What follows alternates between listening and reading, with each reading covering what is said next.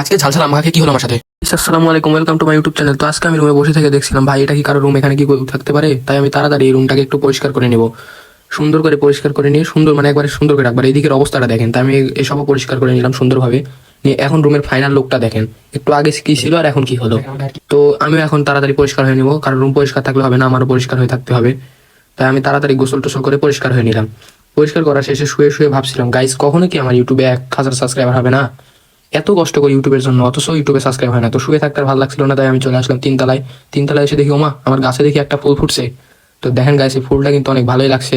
তারপর আমি গাছে তাড়াতাড়ি পানি দিয়ে আবার নিচে চলে আসলাম। নিচে এসে মনে পড়লো ফ্রিজে তো একটু আম আছে।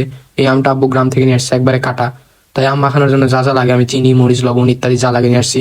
আর এই মরিচ, আপনারা যদি আমার এই ভিডিওতে 100টা লাইক করে দেন তাহলে আমি এই মরিচ খাওয়ার চ্যালেঞ্জ করবো। তো আমি এখন আম মাখা খাই।